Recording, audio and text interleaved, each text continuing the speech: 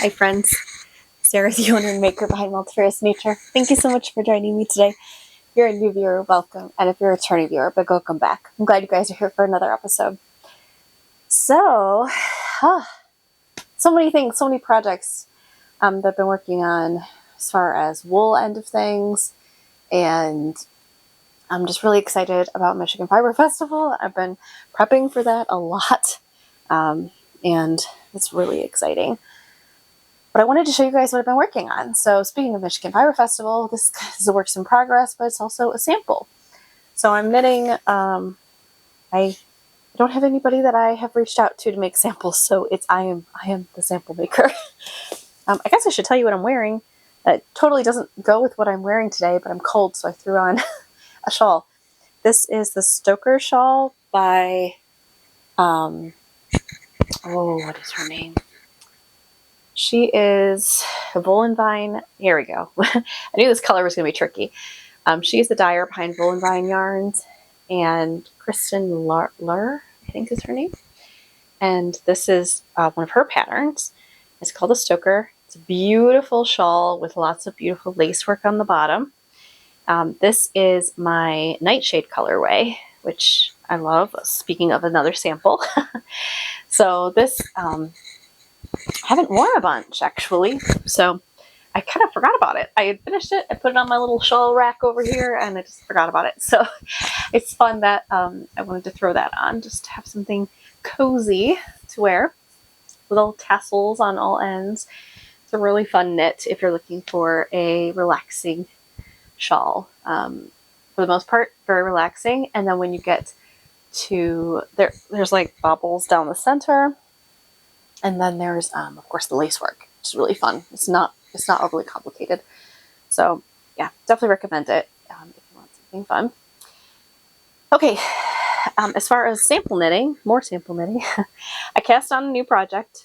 And this is, I mentioned, I think last week, that I started taking the Knit Stars classes, like their master classes. I signed up for that. I spent a decent amount of money, and I did like their payment plan. Thank goodness they have that option, because it is quite expensive. This is a pattern that is, I'm pretty sure you can actually find it on Ravelry, though. I got it through the Knit Stars, but I think it is on Ravelry, which is awesome. The designer is Salt and Stone Knits, or I should say that's the brand. That's her brand. The designer is, I might not be saying this right, Maika John, very talented. It's called the Lurdum Basics. There is also a advanced version. It's a cowl. The advanced version has like color work in it as well. So it's a really great pattern though for its textures. So if you have a semi-solid or a tonal, handspun, that kind of thing, that's more of a solid color, this is a really fun pattern for that. Now, that photo is not very good at showing it. The cowl, as I'm working on it, you guys will be able to see even more, but see if I can capture it. It's so hard with the lighting, but hopefully you guys can see that. The texture is really hard to see because it's quite intricate. There's different patternings on there, a lot of slip stitch patterns. That's something she's really big at, this designer. So I definitely recommend checking out the Ravelry page, because it will show you in a lot more detail up close what this pattern looks like, and it's really neat. So I'm using my Handspun, and because I wanted to have a sample showing one of the fleeces that I will be selling. So I'm not going to be selling this fleece per se, but it's the next cutting. So this is her lamb fleece, Amanita. It's a beautiful, it looks very much like kind of an oatmeal-y reddish brown color. Super pretty. She's a Shetland. And I did a 3-ply, but like Navajo ply, chain plying. So that is that all caked up. And I actually have 2 skeins, but But I actually have to make another skein because I don't have enough to make this cowl, which is unreal. Like, I can't believe I don't have enough. We'll see, because it's always tricky with handspun. I might actually have a little more yardage than I account for. I usually always under, like when I do my yardage counting, I calculate a little under so I'd have a buffer. This does have a provisional cast on. So what that means is that this cast on is temporary. So when I finish the body of this cowl, it's going to be connected because it's like a tube, and then it will be connected to the back, and you'll remove this colorful color and do a like kind of like your toe on a sock when you're closing up the toe. There's 3 needle bind offs, things like that. It's something like that. I don't want to give it away because it's going to be a paid for pattern if you go on her website. But right now I'm doing the slip stitch section. You really can't see it because I just started doing the texture, so yeah, you probably can't see it at all. But I'm going to show you anyway and pretend that you can see it. So this is, I would say, like a fingering weight yarn for the most part. And yeah, really pretty and cozy, warm color. It's a very, like I said, oatmeal-y, light brown, like neutral. And the section I'm working on right now is the slip stitches. They look like chevrons. So I'm doing that. And then I'm just going to keep on going. And I have to say, it's knitting up really fast. I'm using my, what is the brand? They're from Knit Picks. They are the Mystic Foursquare. These are really nice. They're wooden. I quite enjoy working with them. It's a little bit more tactile, and it does slow you down a little bit when you're knitting. The process of knitting, sometimes I want it to slow down. So usually I work with my Chogu metal red lace ones, but this I really have been enjoying. You do use 3 different needle sizes for this project, so interchangeable needles are not necessarily a must, but I feel like it really makes it easier. She has a really nice tip in the pattern where she recommends that you just change out your working needle. So that's your right-handed needle, because you're working in the round, and you just change that one out for the size. That way you don't have to constantly change the left one. It makes it so much quicker to slip your stitches as you get to the smaller needle size. Technically, I could replace this right away. This is the middle size needle. That your main needle is the middle size. You'll end up going up at some point, a certain amount of sizes, and then you'll end up going down. So the lowest one is pretty much what I should be using, but for my left needle, but I just didn't want to do that yet. I do have to use my Chogus to go down a size because my red lace is the smallest, or not my red lace. These are the smallest size needle in that kit. So yeah, I definitely recommend it. I don't think it's giving anything away. Usually they tell you the needle sizes and patterns before you purchase them. So there's 3, like I said, 3 needle sizes, usually 16 inch. So that's about, a hat size. Most of the time your hats are like 16 inch needles or so. And yeah, it's size 4, the 3.5 millimeter if you're a millimeter person. And then the B is the up size. That goes up to an 8. So you go from a 4 to an 8. That's a 3.5 millimeter to a 5 millimeter. And then the smallest size is a size 3, and that is a 3.25 millimeter. So that's the only downside about this set. They do not have a size that small, at least not in the set. So I'm going to have to switch to my red lace. Not a big deal, but just something to keep in mind when you're working with your needles. If you have a set that has all the sizes, and you could totally do different sizes. I actually had sized up initially so that I could get away with the one set. But the thing was, it was so airy and open. I just didn't want that. I wanted it to be more closed for the fabric. And again, that's always the key. Of course, the designer has their goal with the fabric that they create. But if it's your piece, it's what you're going to be wearing. So whatever the fabric is that it creates that you like, if you want it airier, then that's what you want and go for it. But yeah, just keep that in mind. The needle size can be tricky sometimes. So yeah, I've been cruising away on that. I'm using this little bag. I cannot for the life of me remember the maker that I got it from, which is a bummer. She does really pretty bags that have old quilts on them. And I love this one in the springtime. It's very light colored greens and light blue and floral. And so I popped this baby out so that I can work on my new project, my new cast on, and sample knit. And that's something I'm hopeful that I can finish that again by August, because August is my deadline. That is Michigan Fiber Festival. It is the weekend of the 14th, I think. It's 14th, 16th, and 14th, 15th, and 16th of August. So if you happen to be in the Allegan area or nearby, or you want to plan a trip, I definitely recommend Michigan Fiber Festival if you are at all like involved in the fiber arts. I think it's huge. It's just a big deal. Yes, they do kind of lean towards certain niches, I guess, in the fiber end of things. So, but really, I mean, yarn, you can use yarn as a weaver as well. I know if you are more involved in, like, I did talk to someone at work about, she does carpet hooking, and that is a little bit more niche in the sense that I don't see a lot of sellers targeting at that craft. However, I know there's one in particular that sells kits, and I was just telling her, you can totally go rogue, and you could probably, I'm not an expert, I know nothing about that form of artwork, but I feel like you could get wool, and there's got to be a way that you could take, like, even a fleece, if you wash it, and then take the locks and then put it into a rug. And I don't know, I'm putting this idea out there for all of you rug making folks. Like, you could make almost like a fleece rug that's like a fleece.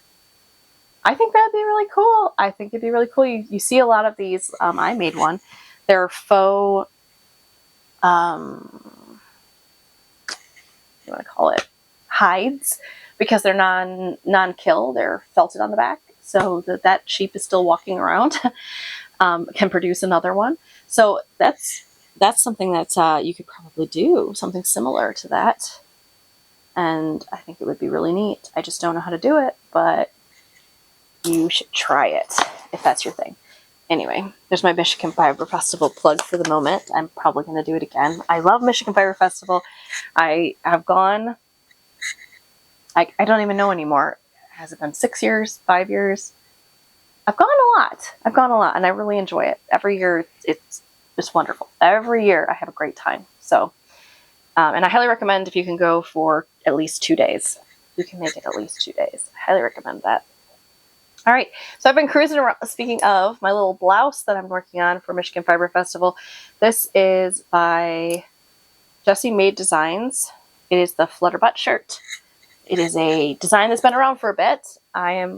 This is not a new design. This is me just jumping on the bandwagon because it's super flowy, and I am using my one-of-a-kind colorway that I dyed up on a merino silk base. It's technically a lace weight base, but it's very fluffy lace, so I feel like you can get away with fingering. And I'm definitely knitting it longer. So this base ruffle is going to be longer than the pattern calls for because it's going to be way too cropped for my comfort. The design really kind of leans it towards almost being like a sleeping top. And I want it to be a little shirt, a little blouse that I can wear. So I want it to be long enough that I'm comfortable. And if it hits like a little past the top of my pants, that would be great. That's my goal. So I have a decent amount. My goal is also just to use the one skein. It's lace weight, so it was over 800 yards. I still have a pretty decent little bundle here still. And I've been cruising on it. Let me see if I can estimate how much further I have to go, because I thought I'd be done by today, but like I said, I cast on that other one and actually had knit about the amount that I currently have on that cowl, and then I had to rip it back because I didn't like the size needle I was working with. It was too big. It needed to go smaller. All right, so I'm probably going to knit this possibly another 3 inches. So that's a significant amount. So we'll see. I think I have enough yarn to do that. I have another skein, but my goal is to not break into that skein, if I can help it, because I really want to use that as a sample I really would like to replicate this colorway. This is a one of a kind, but I would like to create something similar to it, because I just feel like this is a really fun color, and I think a lot of people would like it. I'm going to show you guys up close, but it does. I've talked about it before. It reminds me of a English garden. That's the word I'm looking for. An English garden. Got my 2 little flutter sleeves, but you can see the fun speckles. There's some light greens in there, some light purples, like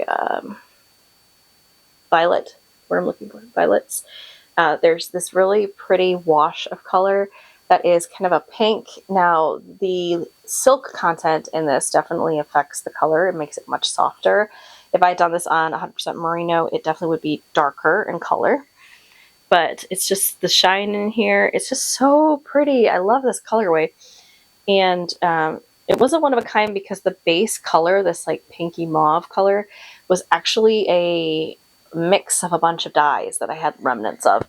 So I do like to try to do that. If I have some dye remnants, I collect it after each dye bath, and sometimes I'll mix them together depending on what colors they are, and then I end up with these really random blends.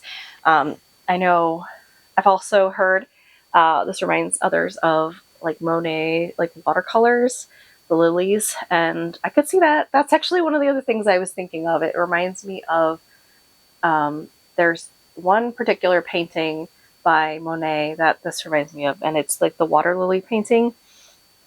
I don't know if that's necessarily the name of it. I'm trying to remember. Believe it or not, once upon a time, I was a fine arts major in college, specifically focusing on painting, and I used to be able to rattle these things off like the back. It was like I knew the back of my hand, and age and time has definitely taken that from me. But that's what that reminds me of. And I don't know if it's the house or the something at Giverny. My brain is all scattered right now, but someone out there knows. And those of you that know, please put it in the comments. But that's what I'm thinking of. That's what I think of when I look at this colorway. I would very much like to replicate it because I think it's so pretty. Or something at least similar. I won't be able to replicate it exactly, but something similar. And I'm looking forward to it. So I tried it on. It fits very nicely, but as I mentioned, it's quite cropped. So I wanted the length. So once I get that length to that bottom flutter and I feel comfortable with it, then I will cast off or bind off. And hopefully by next week, this will be done. And then I'll just be working on the cowl and who knows what else. I have a lot of other fun projects that I would love to work on. Of course, my shawl. I haven't finished that. I didn't work on it at all this week, believe it or not, which is crazy. I got sucked into everything else. But this is another sample that I want to bring with me. I just want to make a note that the one colorway I did not dye up. I hand spun it, but I did not dye it. This is from Lara the Llama, and I am totally fine supporting another artist. She is going to be at Michigan Fiber Festival. Very talented dyer. And yeah, I used her base, mixed it with my Multifarious Nature Handspun Advent from this past year. So I didn't do anything more on this. That's why I'm not really talking about it in depth. But yes, we will continue working on that. We'll see where I go. As I mentioned, I'm running out of stitches and I have quite a bit of yarn to still use. So we'll see how that goes.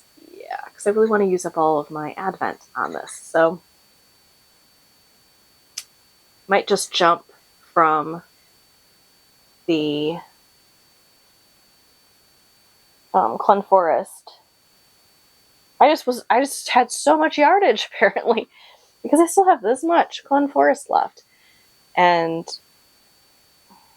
yeah, I want to use my CBM, the Christmas colorway. So we'll see, you guys. We will see. I am definitely going to be using this in here. So I probably will stop using the Hint of the Holidays and just jump over to my Advent because I want to make sure I get that all in this fluffy, wonderful shawl. Okay, so I think that's it as far as my works in progress. Chester! Hi, buddy! Alright, guys, this is Chester. And we're going to put him outside because he's a stinker. But there he is in all his glory. He's so friendly. He just wants to come say hi to everybody. Okay. Oh, what a stinker. He has figured out how to open the doors. That's his magic talent now. So that's what he did. Anyway, everybody loves Chester, don't you? He's so cute. Alright, what else was I talking about? I got distracted. Okay, so talk about works in progress. I did want to show you guys the bat that I made. So I showed you this last week. It's the hand-dyed from Fresh Lotus Designs, her mashup from the Mineral Springs mix. I'm pouring it everywhere. It's all kinds of bases, like tons of different bases. I blended that with some, this is going to look wild, with a gray Suffolk, and it looks like this. So all I did by blend, I put it through once because I didn't want to make a big muddy mess. So I put it through, and now it looks like this, which is kind of crazy. Crazy chaos is what that looks like. And I'm spinning it up. And you guys won't be able to see it yet. But I just want to show you that. Because on the wheel, I don't have much of it spun up, and it just looks a little chaotic at the moment. But that's what I've been working on with the spinning wheel. I'm going to probably put a kibosh on that here very shortly. Because, like I said, I still need to do at least one more small skein of my Amanita fleece from last year for that cowl that I'm currently working on for my sample. So that's kind of what I've been working on here. Life update into things. The sheep, we got them vaccinated. Whew, it's always hard work. It's such hard work. I feel like every year it gets a little bit harder or easier, but then harder because the babies. So this is our first year vaccinating the babies. They are now over a year old, but it was our first time vaccinating them. And every time it's our first time doing something with them, it just, it doesn't go easily. It doesn't go the way you expect. And ironically, so they're all Shetlands. We have 5 Shetlands. Ginger. So Ginger Cahill, she is really cute little stinker and very friendly. I've put little videos up of her before, and amazing with shearing. Like, she'll just stand there and let you shear her because she loves attention, and it's amazing. But the minute you try to vaccinate her, you might as well be trying to hold her head underwater, because that girl, the minute that needle touches her skin, she goes crazy. Starts flinging herself around. We ended up getting one of those, what do you call it? I think they call it like a deck chair, but it's a sheep chair. It literally like hooks on the fence and the gate, and you can like lean them back into it, and it's like they're lounging. And it's so comfortable. Like, I sat in it to test it. I wanted to test it before I put them in it to make sure it will hold weight. And it was fine. It worked great. It's actually highly comfortable. And so I thought they would be so happy. And I put them in there, and I think it's because we need to make it smaller for the littler sheep, and we didn't adjust it. We just kept it one size. And the 3 older sheep, they're still only, well, now they're going on like 2 years old. But they oh my gosh, like it was better for them. It wasn't a big deal. They're not a big fan of it, but yeah, Ginger hated it. She hated it with a passion, and I was getting so frustrated because I kept poking her. Like, every time I would poke her, and then she'd launch. Like, she would just, the minute I'd get it in her skin, she would fling herself about. And oh, that was a pain in the so it took us. So we finally let her go and then did all the other girls and then got back to her. And it was good. But we were so tired. I haven't been that tired in a long time from just like work, like getting stuff done. So my body hurt, mentally exhausted, spent. So that was a lot of work. But we did get them all vaccinated. So they're all vaccinated. They all have their hoofs trimmed. We did that too. So that's good. And then hopefully not this weekend because it's going to be raining, unfortunately. Fortunately and unfortunately, the rain is a good thing if it's not too much, because at the moment we're actually dealing with flooding in Michigan. I'm sure if you're in Michigan, you're understanding and hearing about that. But yeah, it's a weird situation because you want rain. Rain is good. It's great for the pastures. It's good for, obviously, everything growing needs water. But when you get too much of it at like a very short period of time, you start dealing with flooding. And that's what's going on right now. A lot of low areas around us. Not our home. We're very grateful. We live on a hill. So the pasture's on a hill and we have a lot of sand in our soil. So we're good. But folks that live lower down the road from us are on closer to wetlands, and it's unbelievable. Like there's roads underwater. We have roads that are like sinkholes at the moment in certain areas of Michigan, which is crazy. And then northern Michigan, where there's a lot of dams, the dams are starting to flood over. Like the dam isn't able to keep up. It's getting that bad. So there's a lot of areas in Michigan right now that are basically under evacuation, which is that's not good. So it's a scary time for people, and that's a lot. So I'm grateful for the rain because obviously it helps our pasture grow, and that's a really good thing. But I do realize and recognize that there are people that seeing rain in the forecast is incredibly stressful for them. So we've had like 4 days of on and off rain. Today it was mostly raining the whole day, and I mean like heavy downpouring. Tomorrow I don't think we're supposed to have any rain, and it's supposed to be like 79 degrees Fahrenheit. So like that should hopefully get a lot of stuff absorbed. It's probably going to be quite damp tomorrow. I did see dense fog in the forecast, so that's an interesting situation. But anyway, so this weekend, unfortunately, we probably won't be shearing them. But the following weekend, we might. I'm trying to keep an eye on that because I'm so grateful that I have family that has volunteered to come help. And so they're going to help too. It's one of those things. It's always so tricky. You want the help, but then you also don't want a lot of people in the pasture because the sheep get all riled up. And we don't really have like a sheep handling system. I think that would be something at some point I would like to do, is get like those temporary sheep, like the fencing panels that you can put up and get them in there, because I think that would just save us so much. We kind of are trying to do that with the airlock we have at the front of our pasture. We try to get the sheep in there and then pull them out to shear them. It's just hard to get them all in there at once because they are onto us. Like they're smart little buggers. There's always one, and it's usually veiled lady, and she'll stay back. Like the rest will go into that area, and she stays back. Like, I don't know if we should go in there, and she'll make little weird noises at them. And it's really interesting to watch because I've heard people say sheep are stupid. I don't think so. Not my experience. They're silly and they'll do silly things, but as far as like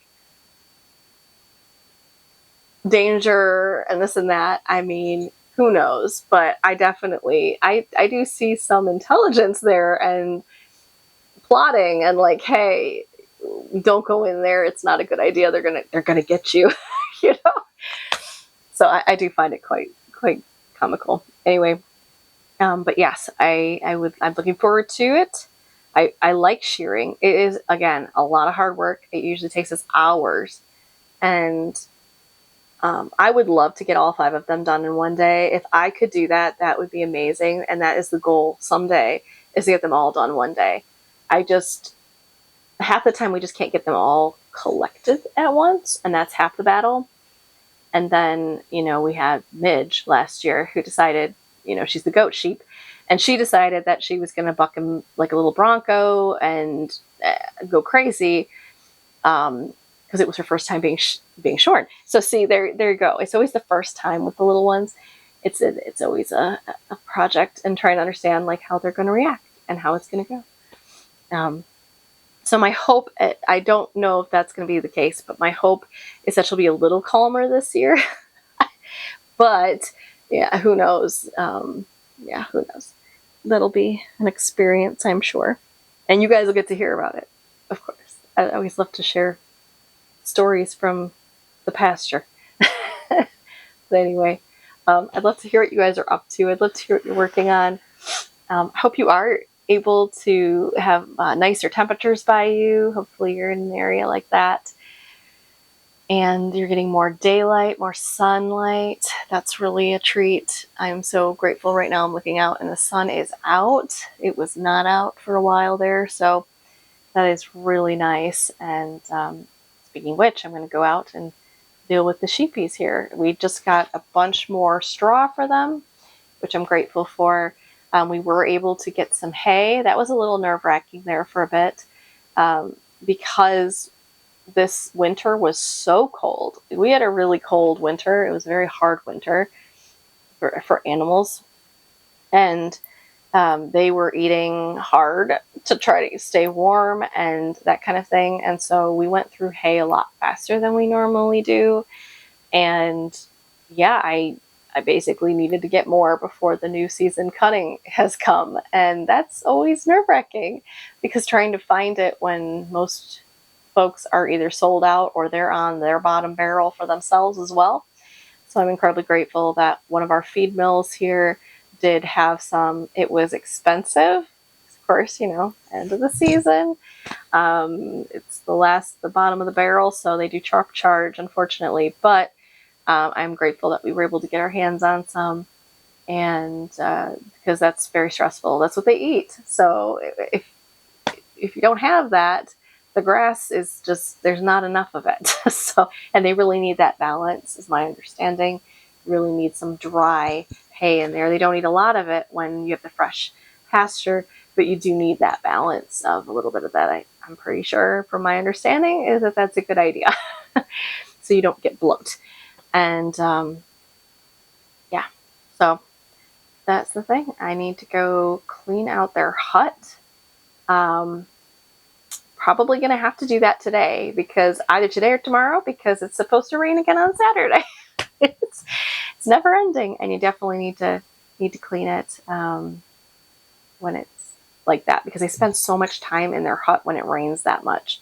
So yeah, I really actually need to clean it out tonight. The more I think about it, I need to get it done today. So I'm going to upload this, and I'm going to get out there and go do that. But I'd love to hear from you guys. I hope you're doing well. I hope you're staying healthy and making and having a wonderful week so far. And I look forward to chatting with you soon. Take care. Bye.